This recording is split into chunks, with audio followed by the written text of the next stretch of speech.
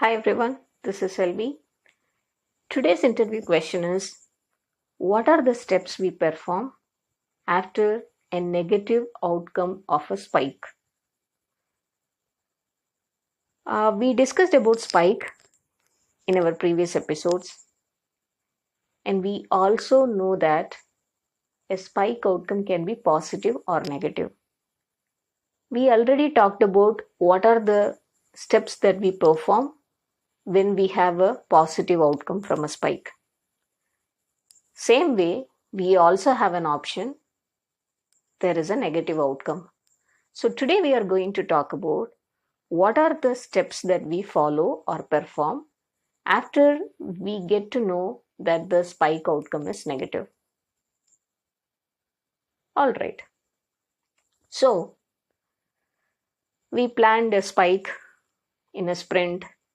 So we all know that spike is a time bounded activity. So we took that much of time, but at the end of the time frame, we realized that okay, the outcome of the spike is not positive. Whether the outcome is positive or negative, we always prepare a document which is called as spike outcome document. So this document is actually written in a very simple language so that anyone can understand. So here we discussed about different options in the spike, or we explored different options in the spike, and at the end of the spike the outcome is negative. Now what are we going to do next? We prepared the document and time is already done, so we cannot extend the timing. Always remember this point: just because spike outcome is negative, we cannot extend the time frame. The time frame is always going to be fixed.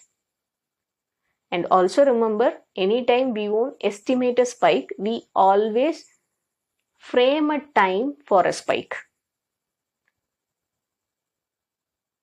Why?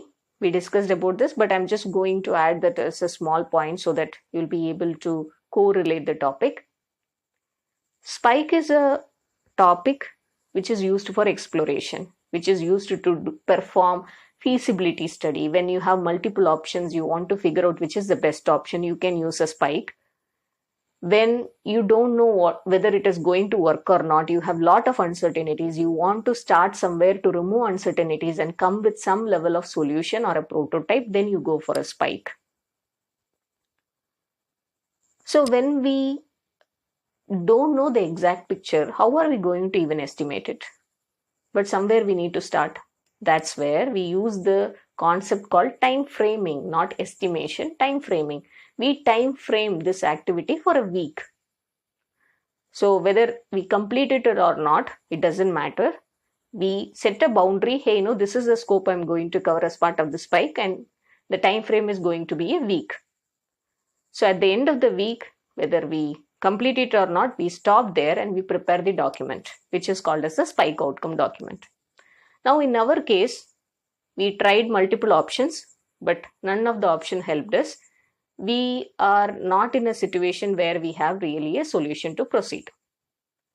We prepare the document, we have the spike outcome document. So when the outcome is negative, the document also includes certain information. What are those information?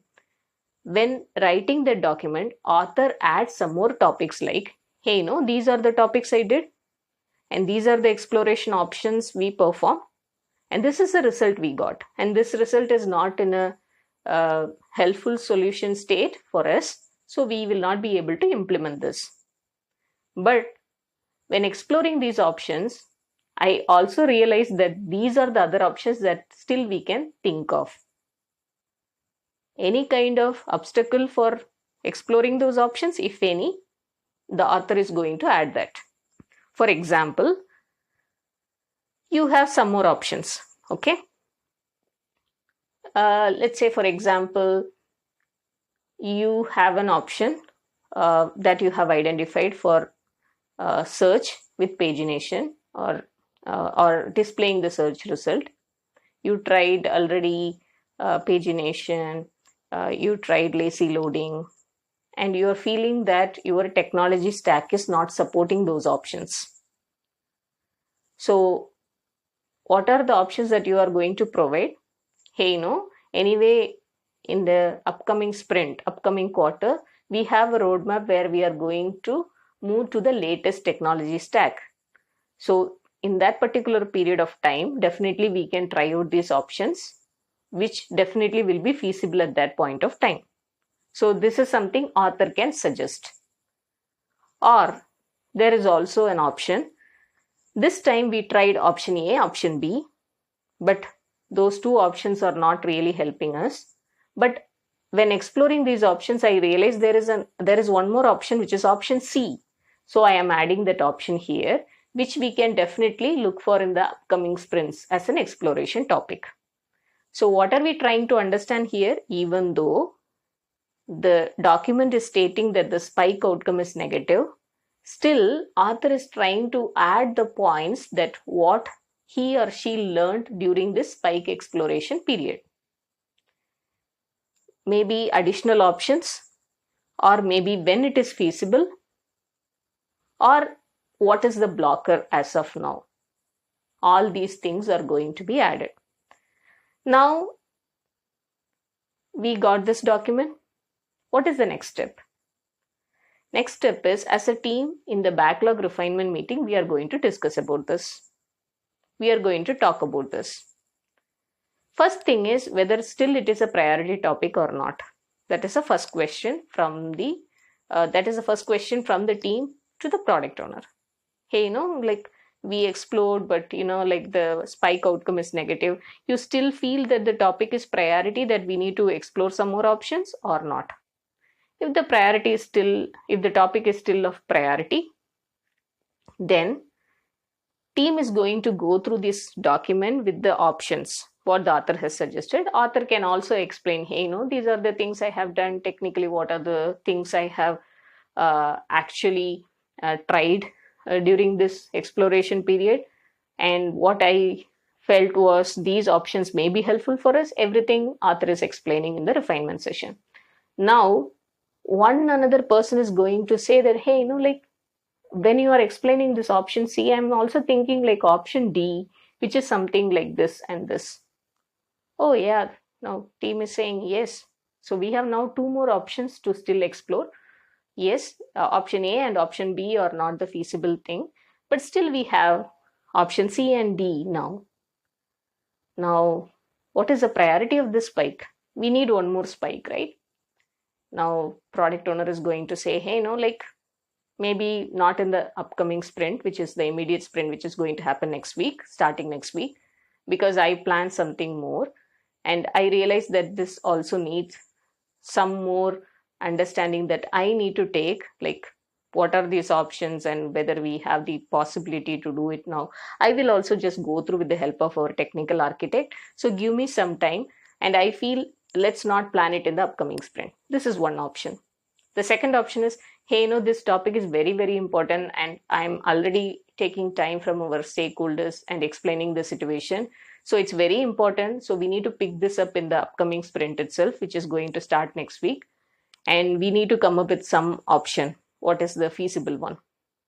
Okay. So that is another thing that product owner can suggest.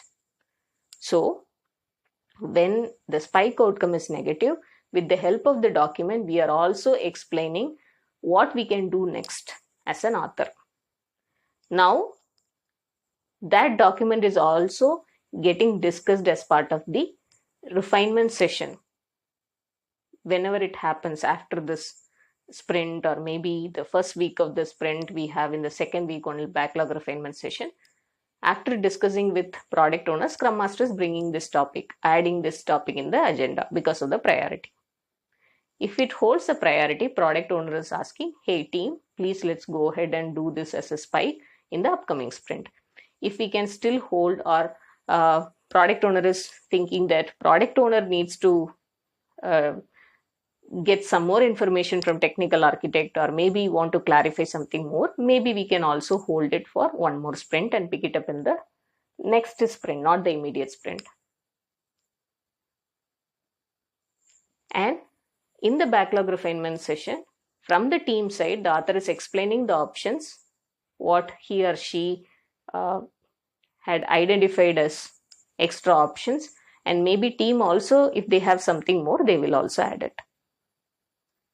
So now we have the next spike item that we prepare for this, because still it is a placeholder with uncertainties, right? It's not a placeholder, still it's a spike with uncertainties or a work item with uncertainties. We are not really sure whether we can implement it, because still we don't know whether our current technology stack is going to help us or it's going to be feasible. We have no clarity.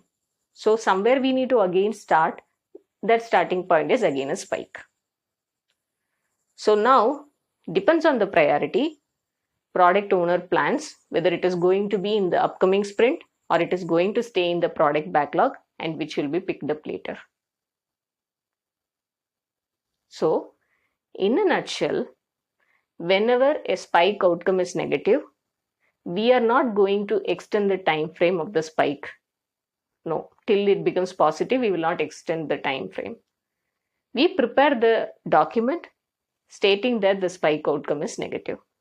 And also, as an author, if there are any options that you feel that it can be taken care, author updates that. Bring that as a discussion topic to the team. Team also suggests something more if they have anything to add. And product owner suggests the priority. Then we plan it as a new spike in the upcoming sprint or maybe later.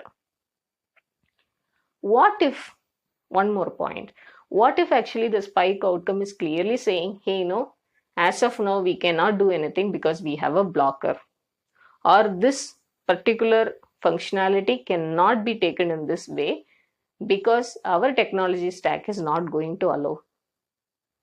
Then we need to hold this, because right now we are not in a situation to pick this up.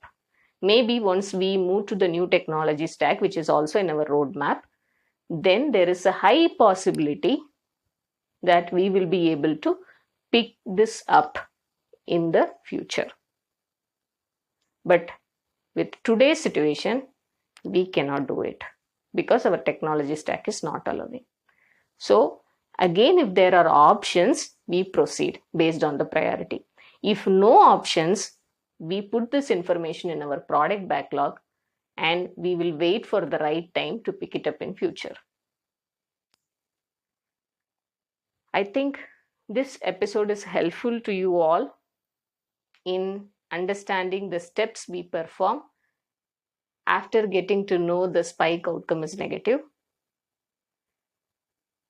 Thank you so much, everyone, for listening. Happy learning. Stay tuned, subscribe and follow this channel. Thank you so much.